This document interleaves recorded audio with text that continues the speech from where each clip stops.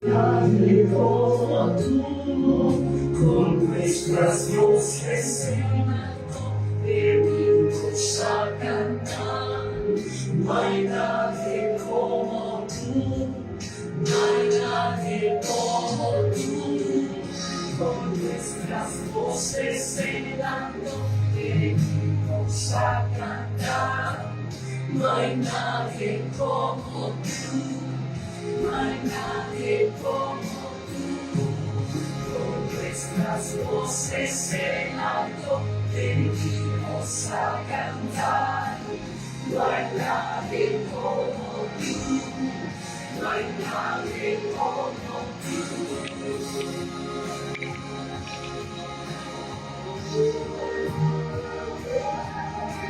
Santo es el Dios de gloria, alzo mi voz y canto a ti, mi Rey.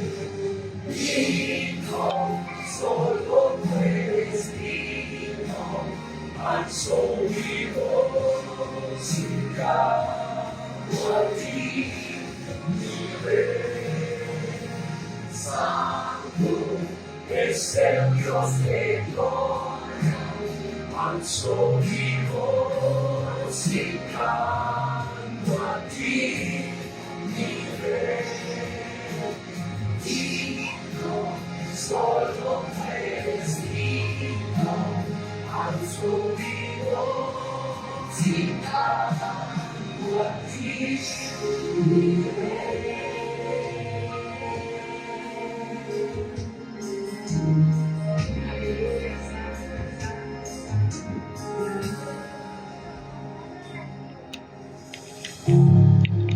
La gloria del Señor llena este lugar. Llena, Señor, en este lugar con tu presencia. Te necesitamos, Señor, generamos tu presencia, Señor. Del Señor llena este lugar, Señor. Cada cuarto, Señor, cada lugar, cada rincón de esta casa, se llena con tu gloria, Señor. Eres poderoso, Señor, poderoso, maravilloso, Señor. Tú eres el Dios poderoso que creaste los cielos y la tierra. Tú eres Dios de sanidades, milagros y prodigios, Señor. Así te pedimos que tu nombre sea en este lugar, Señor, llena este lugar. Gloria, Señor, gloria, precioso Dios. Santo, santo, santo, santo, santo. Y la gloria del Señor llena este lugar. Santo eres tú, Y la gloria del Señor llena este lugar. santo, santo, santo. Y la gloria del Señor llena este lugar.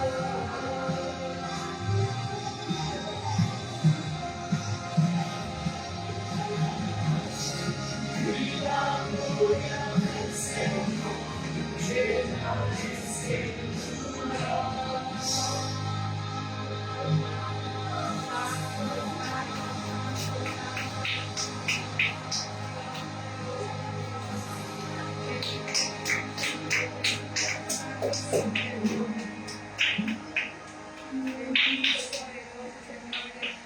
Santo nombre, Señor. Te bendecimos, Padre. Te amamos, Dios. Te adoramos, Señor. Tú eres Dios maravilloso y poderoso. Señor, te bendecimos, Padre. Te damos gracias por tu presencia, Señor. Te pedimos, Señor, que ahora nos hables con tu palabra, Padre. En el nombre de Jesús, Señor, obra, Padre, en medio de este lugar, Señor. Cada una de nuestras vidas, Señor. Bendito eres tú, Señor. Bendito y maravilloso eres tú, Rey. En el nombre de Jesús. Amén. Bueno, bendito Dios, te alabamos y te bendecimos en esta noche, Señor. Te damos gracias por la oportunidad que nos das, Señor, una vez más de venir a este lugar, a alabar tu nombre, Señor, a exaltar tu grandeza, Dios, a reconocer que eres el Todopoderoso, el que por misericordia, Señor, el que por compasión nos ha convocado, Señor, nos ha levantado de entre los muertos, nos ha sacado del pozo de la desesperación, del lodo cenagoso, Señor, nos has dado salvación, Señor, por causa del sacrificio de Jesús nuestro Señor.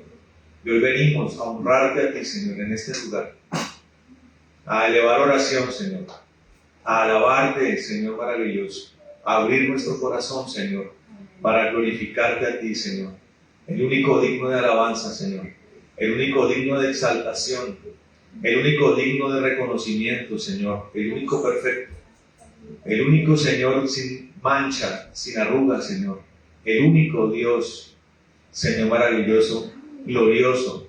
En el nombre de Jesucristo, nosotros hoy, como cuerpo, nos presentamos, Señor, con unidad, en un mismo sentir, en un mismo pensamiento, Señor, en un mismo espíritu. Y pedimos, Señor, en el nombre de Jesús, que nuestros pecados sean perdonados. Pedimos en el nombre de Jesús que la sangre poderosa del Cordero de Dios lave nuestras manchas en esta hora. En el nombre de Jesucristo, Señor.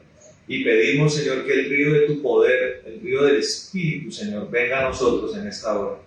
Por el poder que hay en ti, Señor, llénanos, Dios. Rebosa nuestro corazón, Señor. Rebosa nuestra alma, llena nuestro redoma, Señor. En el nombre de Jesucristo, Señor maravilloso. Y tu fuego también nos acompañe, Señor. El poder de tu purificación, de tu consagración, Señor, hoy se manifieste en medio de nosotros. En el nombre de Jesús. Y nos permita, Señor, escuchar tu palabra, Dios. Escucharla, Señor, desde tu trono. La palabra que tienes para cada uno de nosotros, Señor. Hoy la recibimos. Hoy la anhelamos, Señor. Como un buen plato, Señor. Una buena vianda. Como el buen maná, Señor. Lo anhelamos. Para que nos alimente, Señor. Para que nos fortalezca. Para que nos haga crecer en el nombre de Jesús. Señor, para que nos establezca, Señor, nos afirme. Señor, nos confirme en el nombre de Jesucristo. Queremos hoy también, Señor, elevar una oración, Señor, por tu pueblo Israel, Señor. Pedimos en esta hora, Señor, que todos sus enemigos, todos aquellos que obstinadamente, todos aquellos que con odio en su corazón, Señor, han perseverado en su destrucción, en el anhelo de su destrucción, así como avergonzaste, Señor, a los invasores asirios, frente a las puertas de Jerusalén, Señor, en tiempos de sequías, hoy también avergüences a sus enemigos, Señor, en el nombre de Jesucristo, y que quede constancia, Señor, de que dicho acto, Señor maravilloso, se devuelve en contra de ellos en el nombre de Jesús, como está escrito, Señor, devuelto sea el baldón sobre tus enemigos, Señor, porque no son solamente enemigos de Israel, son tus enemigos, te odian a ti, Señor. Te pido en esta hora, Señor maravilloso, que levantes tu diestra de justicia por causa de Israel, Señor, en el nombre de Jesús. Pero también pedimos, Señor, por el inmenso amor que tienes, que des una oportunidad para que todo aquel que se arrepienta, Señor, de su maldad, todo aquel que confiese que Jesucristo es el Señor, en el nombre de Jesucristo, hoy reciba salvación también, sin importar, Señor, el bando bélico en el que se encuentre, o en los límites soberanos que se encuentren. Salva las almas en el nombre de Jesús. Te lo pedimos, Señor, porque nuestra guerra es principalmente espiritual, Señor, y nuestro enemigo es el diablo, Señor. Te pedimos en el nombre de Jesús, Señor, que hagas una obra poderosa, que te magnifique a ti, Señor, y que a ti sea la gloria, Señor, la alabanza y el reconocimiento por todo esto, en el nombre de Jesús. Amén y amén. Bueno, buenas noches a mis hermanos, a los que están aquí presentes, a los que están allí también conectados. Me alegra ver que están aquí juiciosos. Hoy es un día muy particular, hermano, muy particular. A los que han estado viendo las noticias, ha habido un rifirrafe allí bélico entre Irán e Israel. Israel lanzó un ataque impresionante, destruyendo toda una serie de locaciones nucleares, de energía nuclear y de fabricación de armas nucleares en Irán. Ya Israel lo había hecho hace unos 30, 40 años, 20, 30, hace 20 años lo hicieron, hace 40 también lo hicieron. Porque el objetivo de Israel es impedir que un país como Irán, cuyos líderes todos los días salen a decir que su existencia y la existencia de la República Islámica de Irán es el objetivo más importante de ellos es destruir a Israel. Entonces, por una cuestión de supervivencia, Israel ha tenido que hacer esta serie de ataques. Obviamente, los enemigos se levantan también a devolver el golpe. Entonces necesitamos, hermanos, que estemos orando por el pueblo de Israel, amén, por la nación de Israel, y que Dios se levante con su mano poderosa a defenderlos, porque Él es el Dios de ellos, amén. Hay un pacto de por medio, es una nación que tiene un pacto, una bendición especial de parte de Dios desde tiempos de Abraham. Dios va a levantarse y escrito está, hermano. Nosotros oramos por algo que ya está escrito y que va a pasar, y es que Dios va a aderezar mesa delante de los enemigos de Israel y los va a avergonzar a todos. Amén. Oremos por esto, hermano, y por la paz de Jerusalén, amén. Amén. Para que un día venga la paz, que es Cristo, a gobernar en ese lugar. Amén. Bueno, vamos a la palabra, amén, hermanos. No, hace 8 días estuvo predicando César, ¿cierto? César. No, el pastor Carlitos hace 8 días. Y hace 15 días estuvo predicando el siervo César. Hemos estado aquí en Neiva en un plan estamos ubicados en un nuevo lugar. Entonces eso ha sido todo un trabajo que me impidió a mí poder estar con ustedes. Desde hace 3 semanas no estamos. Además que también he tenido que cuidar un poco mi voz, porque el polvo y todas estas cosas que toca hacer le afectan un poco la voz a uno. Pero estamos aquí de nuevo, amén, para retomar en donde estábamos. Hace 3 semanas estábamos hablando, ubicados todavía en el libro de Romanos. Estábamos hablando acerca de la elección que Dios hizo de Israel, el papel de Israel en todo el plan de la salvación. Y estábamos hablando de que por la rebelión de Israel, estábamos explicando que la rebelión de Israel se convirtió en una oportunidad para nosotros. Esas son cosas que Dios suele hacer. Convertir un momento calamitoso, un momento desafortunado en un momento especial, en una oportunidad para hacer algo mejor, para hacer algo aún superior. Curioso, porque no sé cuál es la vara más alta de Dios, porque la palabra de Dios nos enseña que todo lo que Dios hace es perfecto. No sé si allá están acá conmigo ustedes. ¿Sí, seguro? Ahorita, pues, así como el pastor Antonio decía, voy a preguntar. Listo. Bueno, entonces estábamos hablando de que Dios suele convertir un momento difícil, desafortunado, en algo muy grande. Como por ejemplo hablábamos acerca de la caída. Pongan atención acá, no estará poniendo atención. Cuando uno está poniendo atención, no está hablando entre ustedes. Cuando Dios hizo Edén, Él hizo todo perfecto. La palabra dice en el Génesis que Él vio todo lo que hizo y vio que era bueno o era perfecto. Es la traducción más exacta del texto del hebreo.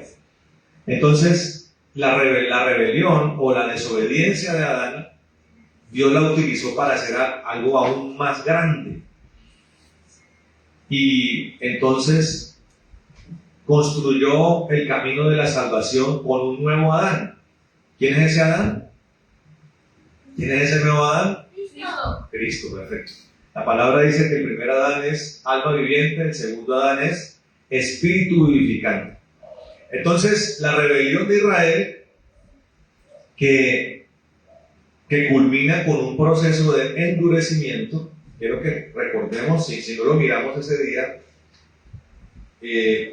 miremos un momentico, segunda carta a los tesalonicenses, para que entendamos un poco mejor el tema del endurecimiento. Segunda carta de Tesalonicenses, capítulo, no anoté el capítulo, pero bueno, Pepe ya lo ubico. Ya, sí, capítulo 2, versículo 11 y 12. Yo lo puse como un interrogante para poder comprender el concepto de endurecimiento, que lo escuchamos, por ejemplo, en el libro de Éxodo, cuando el Señor tiene una confrontación con Faraón. Dice la palabra que el Señor endureció el corazón de Faraón. Pero examinemos el endurecimiento desde este pasaje, que está en el segundo libro, la segunda carta de Tesalonicenses, capítulo 2, versículo 11. ¿Sí? Dice: por esto Dios les envía un poder engañoso para que crean la mentira, a fin de que sean condenados todos los que no creyeron a la verdad, sino que se complacieron en la injusticia. Amén. Pero miremos el 10 para que lo entendamos mejor. Dice: y con todo engaño de iniquidad, para que los que se pierden, por cuanto no recibieron el amor de la verdad, para ser salvos. ¿Cómo opera el endurecimiento? Escuche esto. Dios da la oportunidad a todos. Amén. A todos. Dios golpea el corazón y las puertas de todos, como eso lo hemos hablado. Vienen a eso, hermano. Vienen a jugar. Entréguele eso a la mamá. Entréguele eso a la mamá. Es que vienen a jugar. ¿A qué vienen, hermano? Estamos.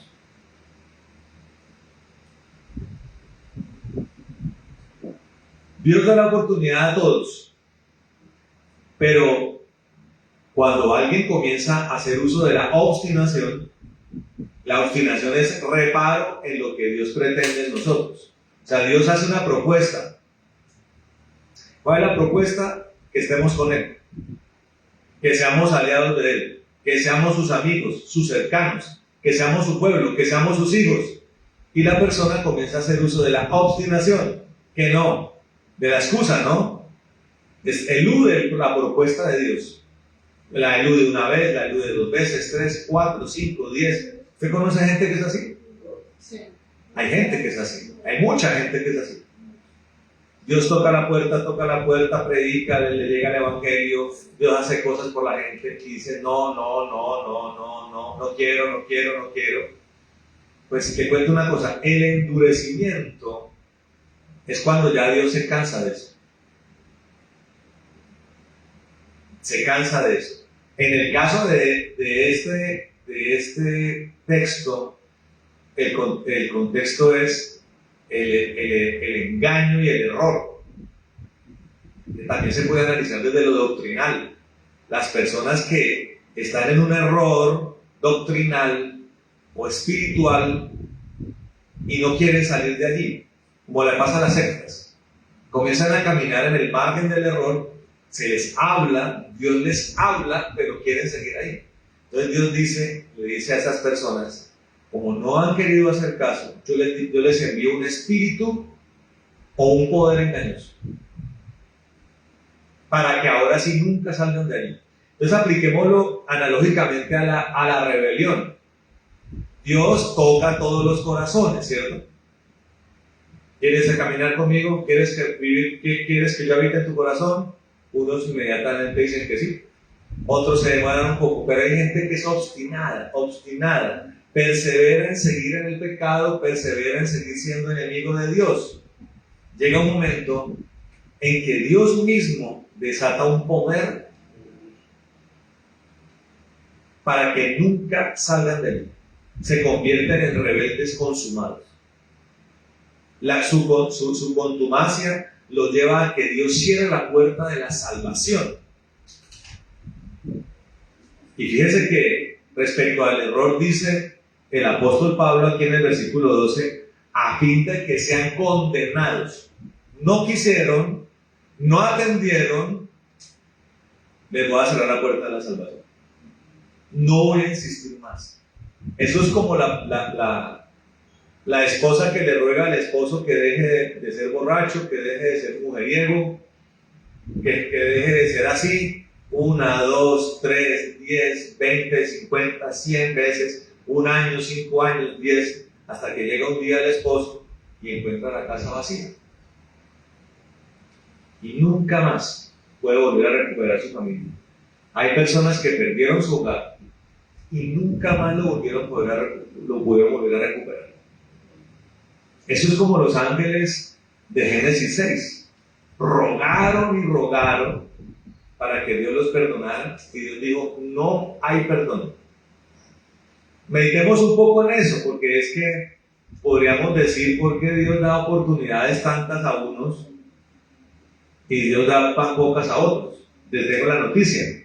Depende del nivel de conocimiento de Dios. Preguntémonos esto, niños. ¿Cuántas veces Moisés golpeó la roca? Un solo episodio, ¿cierto? ¿La había golpeado antes? ¿Le pasó ese episodio varias veces? No.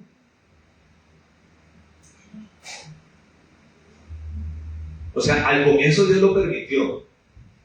Pasó 2 veces, pero es que al comienzo es diferente al final. Porque al final, la cantidad de experiencia que Moisés tenía con Dios, ¿cuánta era? Imagínense, 40 años de subir al monte, de verlo frente a frente, de ser irradiado por la gloria de Dios, al punto de que su rostro resplandecía. ¿Cuántos años? 40 años de ver la chequina de Dios, de ver la columna de fuego sobre el tabernáculo. Un conocimiento muy vasto de Dios. Y cuando Dios le volvió y le dijo que le hablara a la roca, Moisés la golpeó. Dios no toleró eso. Pero no lo toleró, no le dio otra oportunidad a Moisés porque el conocimiento de Moisés era impresionantemente grande acerca de Dios. O sea que conocer a Dios trae una responsabilidad. Y la responsabilidad también se traduce en que Dios no va a aceptar cosas que de pronto a otros sí les aceptaría. Es como una comprensión de Dios dependiendo de la relación que cada quien tenga con Dios. Hay personas que no tienen una gota de conocimiento de Dios. Entonces Dios de pronto puede golpear 500 veces el corazón, la puerta.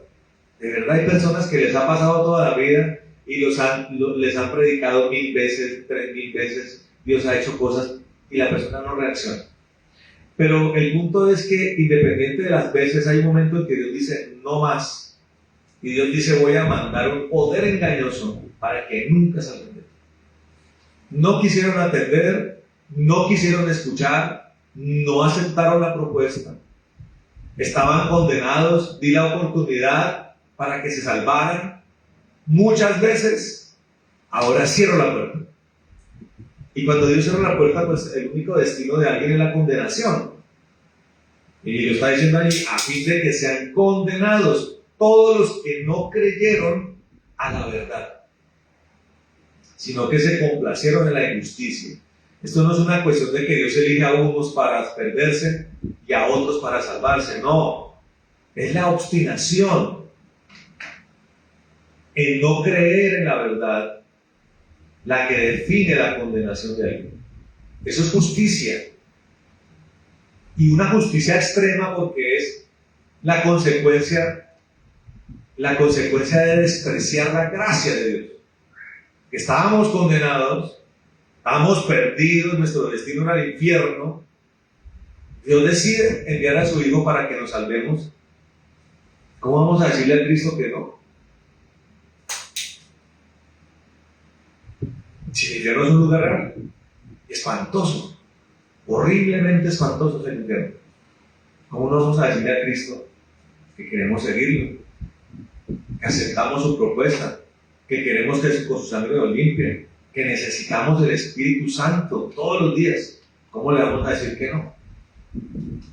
El que decide esto todos los días, el favor y la gracia de Dios se confirman todos los días en esa persona. Pero el que sigue despreciando a Dios, hay un punto límite donde Dios dice, ya no voy a dar una oportunidad más. Ahora, esto pasó con Israel. Yo estaba hablando desde la perspectiva del cristiano, pero esto pasó con Israel. ¿Cuántos siglos? ¿Cuántas generaciones pasaban y pasaban y pasaban? Y el pueblo de Israel y también el pueblo de Judá persistían y persistían en la maldad. Uno se pone a mirar el libro de Isaías, el libro de Jeremías, es la voz de Dios hablando, diciendo cuánta oportunidad di. E Israel y Judá me despreciaron. Y empieza Dios a mencionar todos los efectos y todas las consecuencias de la desobediencia de su pueblo. Tremendas, hermano. Y es un momento complicado, triste. Jeremías vive ese momento y se entristece. Es un momento donde no sé cuánta lágrima derramó de Jeremías.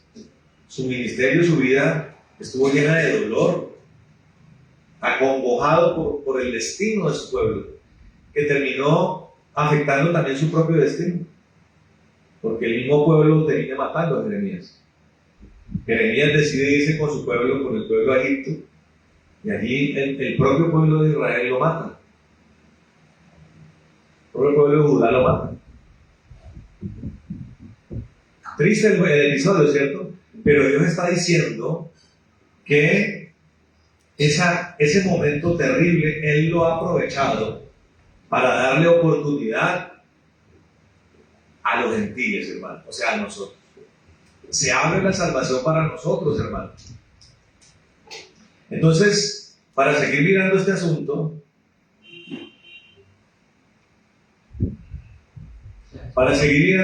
vamos al capítulo 11 de Romanos.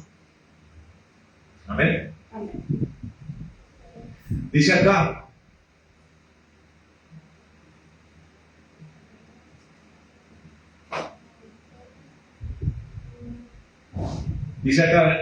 habíamos quedado en el versículo 7, dice, Romanos 11, 7, dice, que pues lo que buscaba Israel no lo ha alcanzado, pero los escogidos sí lo han alcanzado, y los demás fueron endurecidos, dice la palabra. Como está escrito, Dios les dio espíritu de estupor, ¿sí ven? Ya que en Tesalonicenses, Dios envía un poder engañoso, un espíritu de error, ¿cierto? Para que no salgan de allí. En este caso opera lo mismo, pero Dios envía un espíritu de estupor. ¿Sí ven? No quisieron atender. Entonces Dios envía un espíritu de estupor para que con sus ojos no vean y con sus oídos no oigan. ¿Qué quiere decir esto? Que si viendo y oyendo no quisieron atender, ahora ciegos y sordos, pues es imposible que atiendan. Hasta el día de hoy, dice. Y es verdad, ¿no? En términos generales, el pueblo de Israel hoy cree en el Señor. No cree en el Señor. De hecho, ellos todavía consideran que ese Cristo que vino hace 2000 años es un impostor, un falso profeta, ¿cierto? Un falso Mesías. Gran parte de ese pueblo, al que hoy bendecimos, con esto que digo no estoy maldiciendo a Israel, estoy describiendo algo que pasa. Nosotros bendecimos a Israel. A pesar de que ellos nos odian, nosotros los bendecimos. Nuestra obligación. Y gran parte de ese pueblo aún hoy habla de eso con burla. O sea, Jesús es causa de furia y de burla. ¿Ves? Se cumple lo que está diciendo aquí el apóstol Pablo. Hasta el día de hoy, dice, porque Pablo escribió para ellos en ese tiempo, para los romanos de ese tiempo, cristianos, y escribió para nosotros hoy. Hasta el día de hoy eso pasa. Amén. Sí. Y menciona un pasaje del Salmo 69, que dice, y David dice, se ha vuelto su convite en trampa y en red, en tropezadero y en retribución. Se han oscurecido sus ojos para que no vean, y agóbiale la espalda para siempre. Oiga esto. Son versículos que hablan de Dios desechando a Israel. Pero hay de por medio un pacto, ¿no? Un pacto de amor. Yo quiero que usted entienda, hermano, que Dios es un Dios de pactos. Amén. Que Dios tiene pactos con Israel y Dios tiene pactos con la iglesia. Que Él va a cumplir. Pero aquí entra un concepto que es el del remanente. Amén. El remanente. Donde ya entra lo individual. ¿Quiénes son los que conforman o terminarán conformando ese pueblo de Israel? ¿Y quiénes entrarán como Israel a ser beneficiarios de ese pacto? ¿Y quiénes como iglesia serán beneficiarios del pacto de la sangre de Cristo? Eso es lo que estamos definiendo. Y por eso se define desde lo individual. Nosotros individualmente decidimos sí o no estar incorporados al cuerpo de Cristo.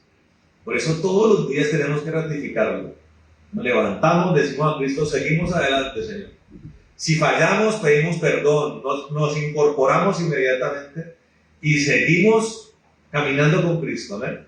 A pesar de las circunstancias, a pesar de las tribulaciones, a pesar de las adversidades que no son pocas, hermano. Lo que pasa es que Dios nos da un poder sobrenatural para vivirlas con gozo, hermano. Eso es un milagro de Dios. Nuestro gozo es sobrenatural.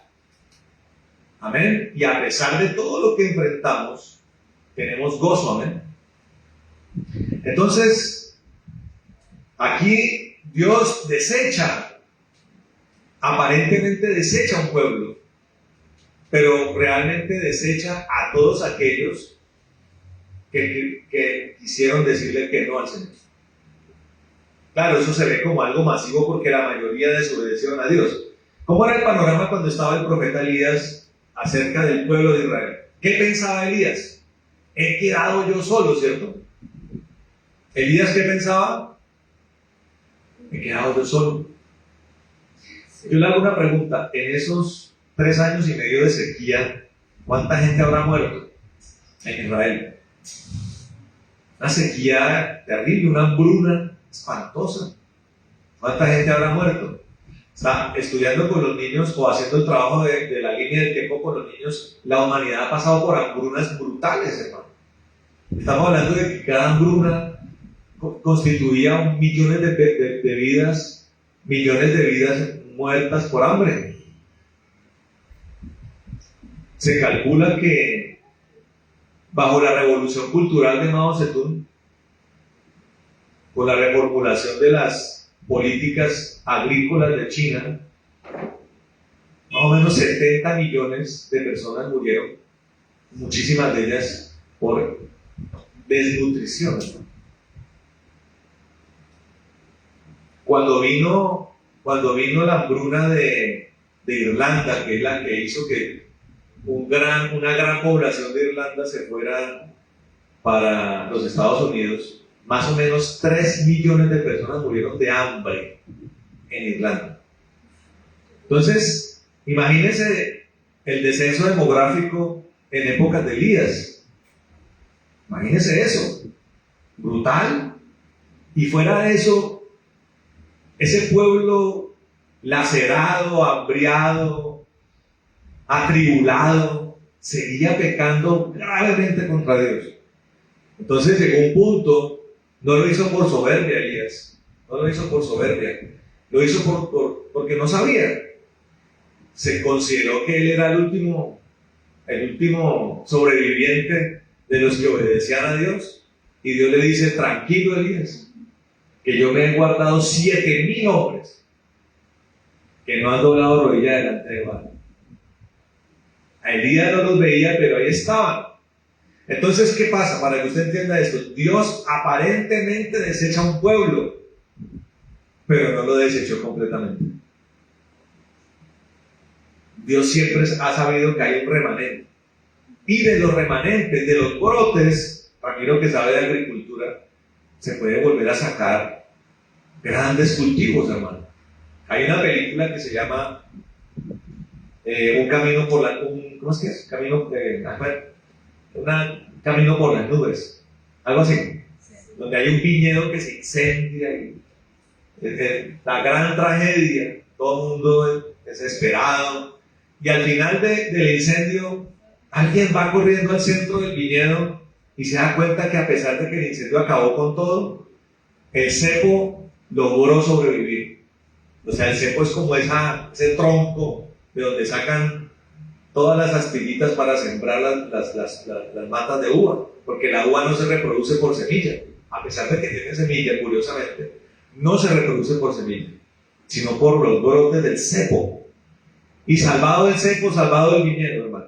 Entonces pareciera que todo está como incendiado, como carbonizado, y cualquiera puede decir, esto se acabó, dice. Cualquiera puede decir, Dios desechó a Israel. Como también alguno puede pensar hoy, porque uno escucha a mucho pastor decir, la iglesia está perdida.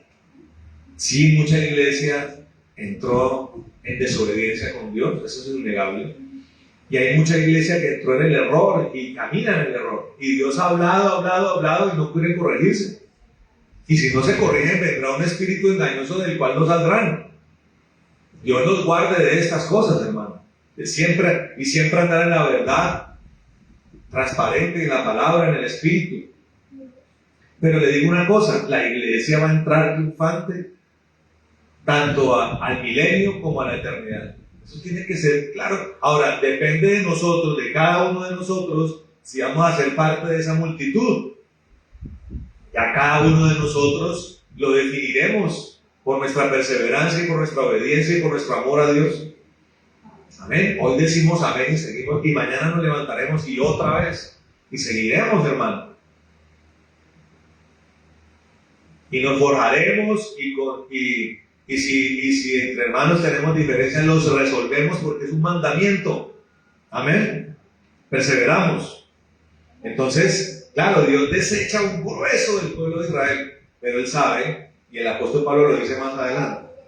Entonces dice el versículo 11 para que lo entendamos un poco mejor. Dice la salvación de los gentiles. ¿Qué viene a representar eso? Perdón. Dice, digo pues,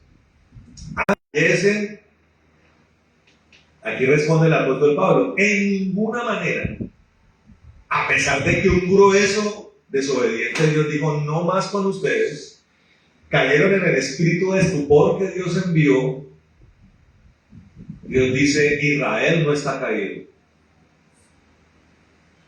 Dice, de ninguna manera. Pero por su transgresión vino la salvación a los gentiles, para provocarles a celos. Estamos en una fase, hermano, en donde los que en el pueblo de Israel o judío buscan genuinamente a Dios, porque hay gente que busca genuinamente a Dios. De hecho, hermano, le tengo noticias. Hay personas que aún estando, por ejemplo, en la Iglesia Católica, aunque están en el lugar incorrecto,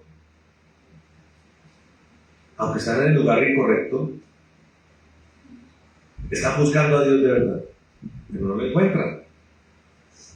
Nosotros, con la pastora Astrid, hemos estado compartiendo tiempos de preparación con un ministerio llamado Toma tu lugar, que es el pastor, aunque él no se denomina así, la cabeza de todo eso se llama Marcos Brunet. Algunos lo conocerán porque él es un adorador. Y ellos, Dios los ha usado para acercarse a ese tipo de remanentes.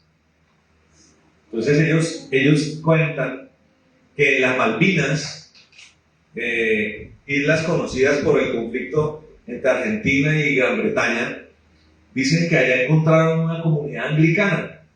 Usted sabe que la comunidad anglicana es un apéndice que se desprendió del catolicismo, ¿cierto? Porque el rey Enrique VIII quiso divorciarse de la esposa que no quería, casada por curas. Casado por curas. El Vaticano le dijo, usted no se puede divorciar. Dijo, no, pues me voy a armar mi propia iglesia. Y ahí surge el anglicanismo, ¿usted sabía eso? Con Enrique VIII. Dijo, mamola, ya no vamos más con ustedes. Allá ustedes con su papa, nosotros aquí montamos nuestra propia iglesia donde aquí se puede uno divorciar. Entonces uno nota que el anglicanismo no surgió de manera santa. A pesar de que se desprendió del catolicismo, que es una secta perversa, no fue nada laureable su forma en que nació.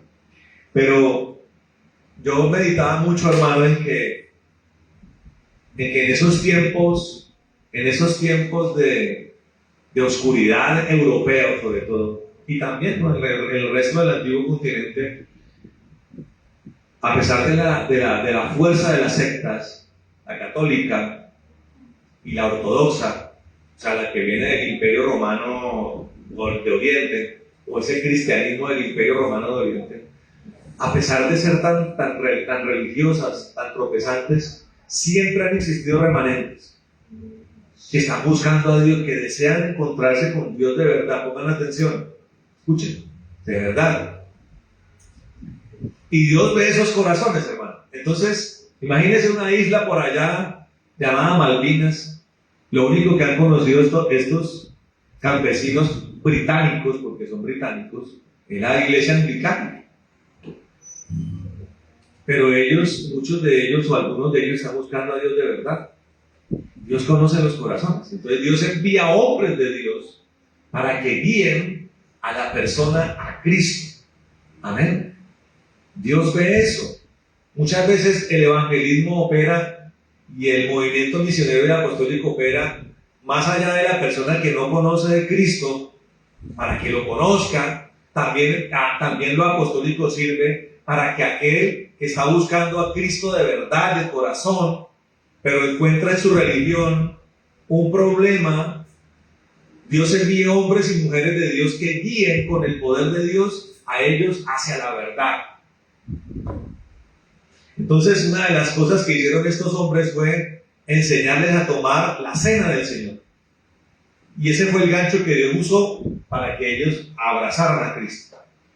Esto no es contrasustanciación, esto no es que el pan se convierte en carne y el vino en sangre, sino que es un acto de comunión donde nosotros nos identificamos con el sacrificio de Cristo. ¿Lograron entenderlo, hermano? Entonces ese remanente dejó de ser anglicano para convertirse en cristiano, hermano. Así opera el poder de Dios. Para que usted entienda, hermano, esto. Entonces, Dios tiene sus remanentes. Y hoy en día hay hombres y mujeres judíos israelitas que están buscando a Dios de verdad y están viendo que el pueblo de Dios, el cristianismo verdadero, está repleto de bendición, de gracia, de gloria. Ellos dicen, ¿por qué no tenemos nosotros eso? Son capaces de identificar este problema. Eso es lo que se llama el celo. Se sienten celosos porque quieren lo que Dios nos ha dado a nosotros. Y Dios se lo va a dar y nos ha usado a nosotros para que ellos lleguen a Él. ¿Quién dice amén? Esa es la gloria de Dios, el amor del Señor. Y dice acá el versículo 12, dice,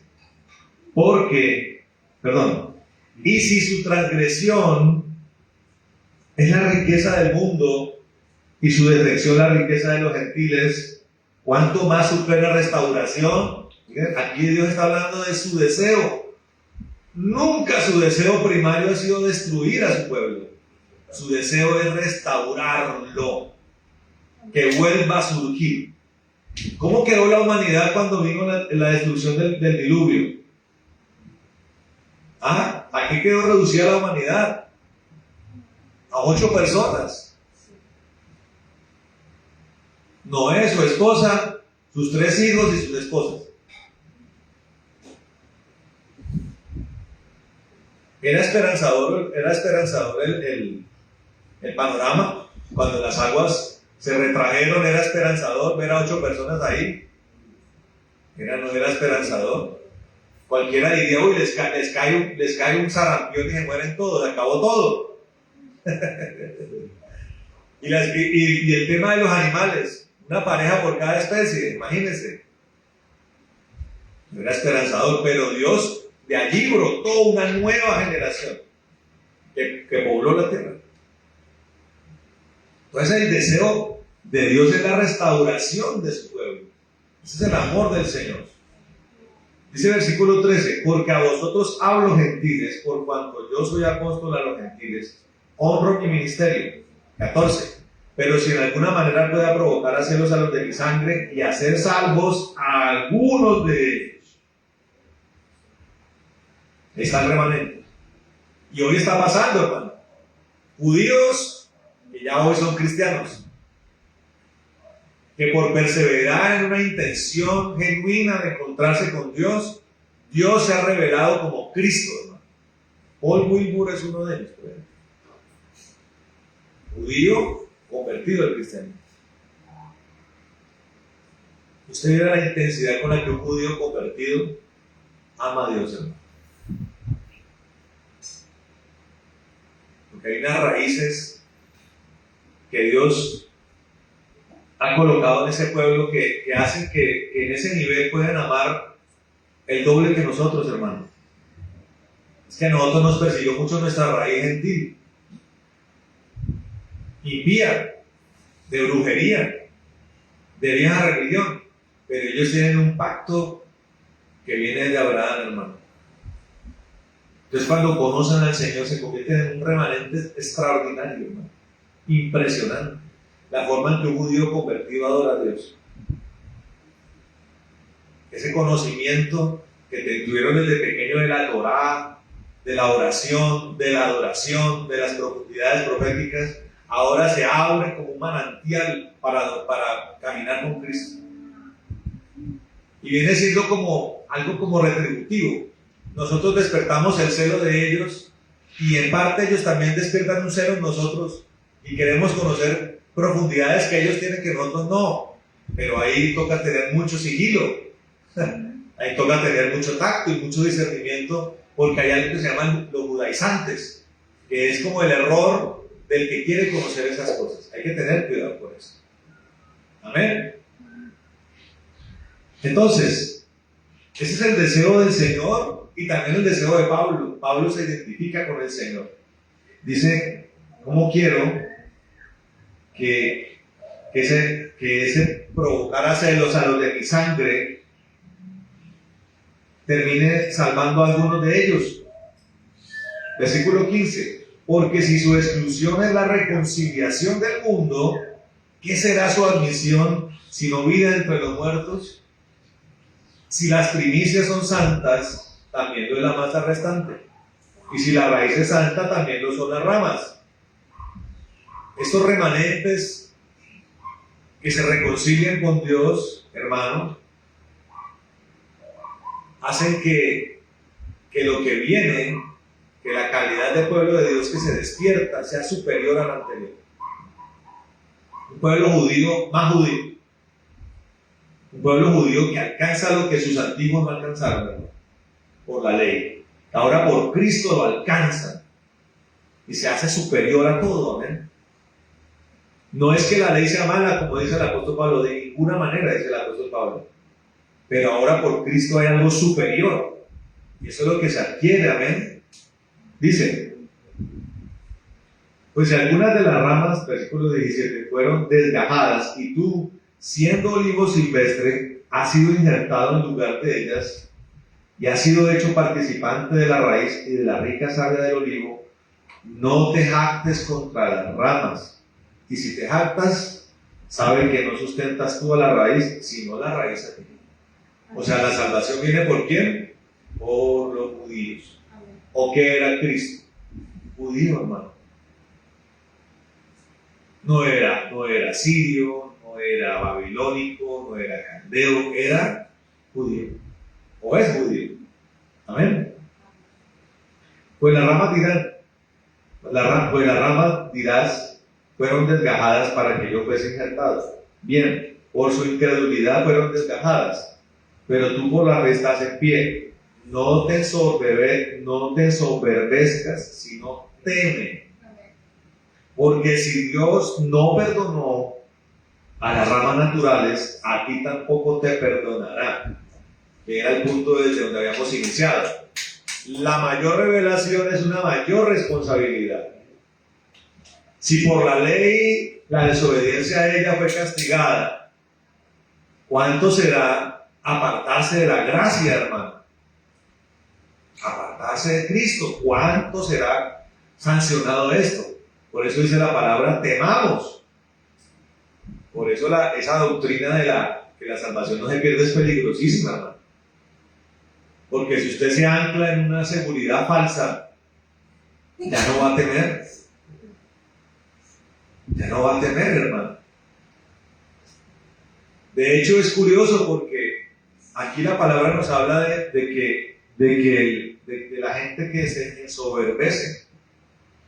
Y es curioso porque los que más creen en la predestinación o los que creen en la salvación universal son los más propensos a ser antisemitas.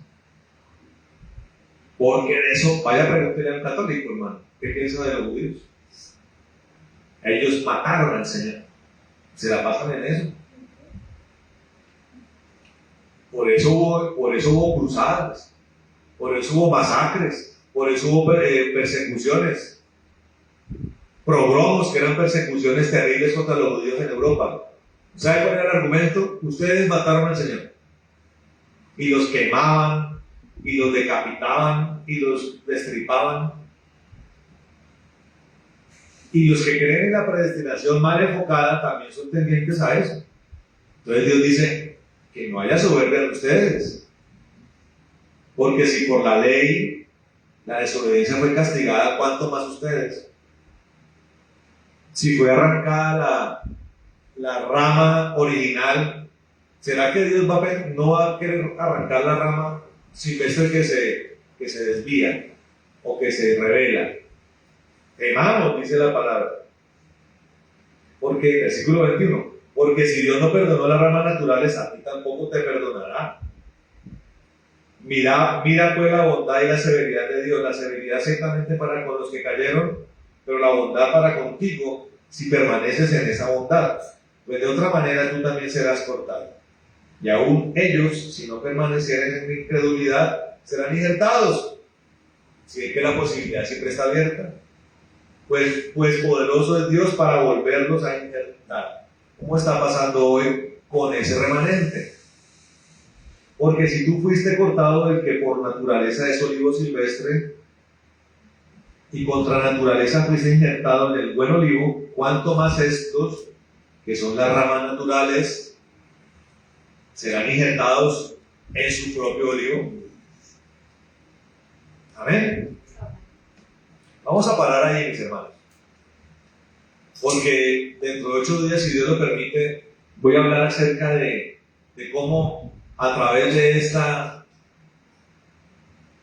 este desechar de Dios a Israel para llamar a los gentiles, para llamar a celo a Israel y al remanente de Israel, para ser injertado otra vez, Dios constituye un solo Israel. Pasamos de ser 2 pueblos diferentes a ser un solo pueblo. Pero eso lo miraremos dentro de 8 días. Amén. Vamos a orar, hermanos. Bueno, Padre amado, en el nombre de Jesús de Nazaret, te damos gracias. Te bendecimos y te alabamos en esta hora, Señor. Gracias por tu palabra, que con amor, Señor, nos has dado para nuestra edificación, Señor. Gracias por todo lo que has hecho, Señor. Gracias porque quieres volver a injertar la rama original. Y nos alegra esto, Señor. Porque por ese episodio también nos has dado la oportunidad a nosotros de ser injertados como ramas silvestres para conformar un solo árbol, Señor. Hoy oramos, Señor, en el nombre de Jesús, para que por el poder de tu salvación se complete el número de los escogidos y se añadan los que han de ser salvos en el nombre de Jesús. Tanto de los gentiles, Señor, de los incircuncisos como de los que se han circuncidado, en el nombre de Jesús. Tanto de judíos como de gentiles, Señor, en el nombre de Jesús. Y pedimos que el poder de tu palabra, Señor, quede grabado en nuestros corazones, y allí rinda un fruto poderoso, Señor, al 30 por 1, al 60 por 1 y al 100 por 1, para tu gloria y honra, Señor.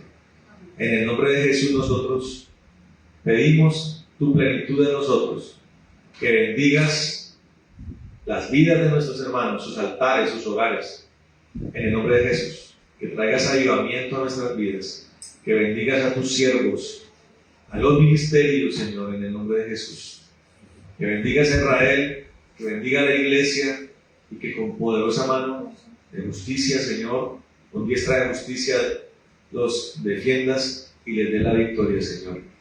Oramos, Señor, atando todo espíritu de satanismo y brujería, Señor, de rebelión, de anarquía, espíritus de división y contienda, de perversión, de persecución, de tormento, espíritus de traición, de violencia, de hostilidad, Señor, espíritus, Señor, maravilloso de enfermedad, de muerte. Atamos todo esto y lo echamos al abismo en esta hora. Bendice a tu pueblo, Señor, que tus escuadrones, tus legiones, tus ejércitos se movilicen a nuestro favor, que la paz sobrenatural, que sobrepasa todo entendimiento, y el gozo de la salvación abunden en nosotros, y que tú, Señor, acampes alrededor nuestro defendiéndonos, que toda oración contraria, conjuro, toda arma, artilugio en contra de nosotros sea destruido en el nombre de Jesús. Que tú nos prosperes, nos proveas en el nombre de Jesucristo todo lo que requerimos, Señor, que sanen nuestras enfermedades y que todas ellas queden clavadas en la cruz del Calvario, Señor. Que nos dé, Señor maravilloso, un descanso esta noche, poderoso. Atamos todo caballero de la noche, todo espíritu de Morfeo, de retaliación y venganza, de furia de las tinieblas, y la echamos al abismo en el nombre de Jesús. Que bendigas a todo este pueblo. Ponemos este fin de semana en tus manos y el culto del domingo en tus manos para que te glorifiques en todos los lugares donde se esté predicando la palabra y ministrando tu gloria, en el poderoso nombre de Jesús. Amén y amén. Bueno, mis hermanos, Dios les bendiga, Dios les guarde, bendiciones para todos. Amén y amén.